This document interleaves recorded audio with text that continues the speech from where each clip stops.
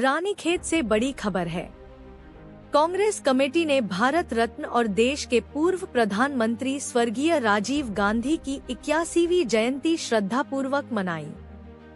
इस अवसर पर आयोजित कार्यक्रम में उत्तराखंड कांग्रेस प्रदेश अध्यक्ष करण माहरा मुख्य अतिथि के तौर पर मौजूद रहे।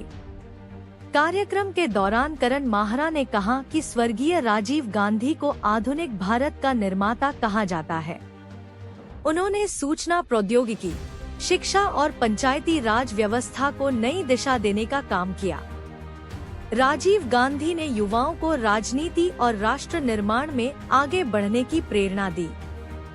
प्रदेश कांग्रेस अध्यक्ष ने इस मौके पर युवाओं से आह्वान किया कि वे राजीव गांधी के आदर्शों को अपनाएं और देशहित में कार्य करें। कार्यक्रम में नगर कांग्रेस पदाधिकारियों और कार्यकर्ताओं ने भी अपने विचार रखे। उन्होंने राजीव गांधी के जीवन और योगदान को याद किया।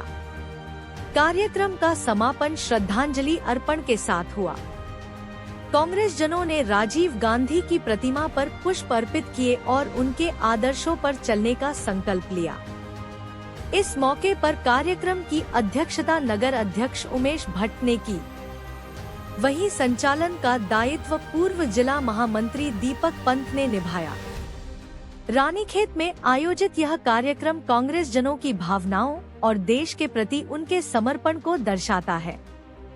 सभी ने एक स्वर में यह कहा कि राजीव गांधी के दिखाए मार्ग पर चलकर ही भारत को और मजबूत और विकसित बनाया जा सकता है।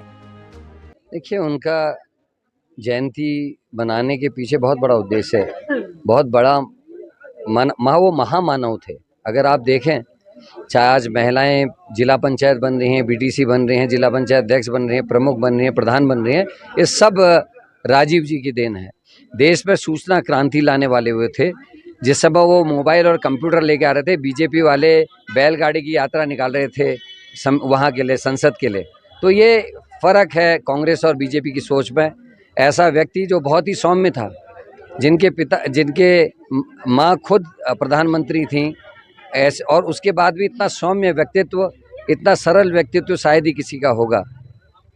एक बड़ा शख्सियत के रूप में हम उनको देखते हैं। और आज का जो दौर है, जिस समय संविधान खतरे में है, जिस समय लोकतंत्र खतरे में है, जिस समय लोगों में वैमनस्यता और बैर बढ़ गया है, आपस में प्रेम खत्म हो रहा है, ऐसे में राजीव जी को याद करना और उनके बारे में नौजवानों को बताना एक सुखद अनुभव रहता है, क्योंकि वो एक प्रेरणादायक व्यक्तित्व है जिनसे नौजवान और नई पीढ़ी प्रेरणा ले सकती है। और उनके बेटे राहुल गांधी जिस तरीके से देश की एकता अखंडता के लिए काम कर रहे हैं, जिस तरीके से लोकतंत्र को बचाने और संविधान को बचाने की लड़ाई लड़ रहे हैं, ऐसे में राजीव जी का आशीर्वाद हम सबको आवश्यक है।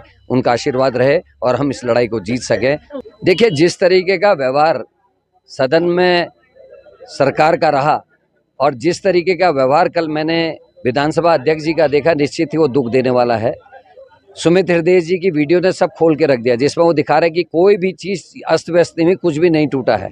और वो बार बार कह रही कि तोड़ो मत, खाली मीडिया और प्रेस के माध्यम से ये संदेश देने के लिए कि कांग्रेस के लोग अराजकता कर रहे हैं। भाई, नेता प्रतिपक्ष को मारा पीटा जाए, दिन दहाड़े सदस्यों का अपहरण कर लिया जाए, गुंडागर्दी हो, गोलियां चले और विपक्ष आवाज भी ना उठाए, तो क्या करे विपक्ष। और जिस तरीके का नैरेटिव सेट करने की कोशिश विधानसभा के अध्यक्ष ने और सरकार ने किया है, निश्चित ही निंदनीय है और भर्त्सना के योग्य है।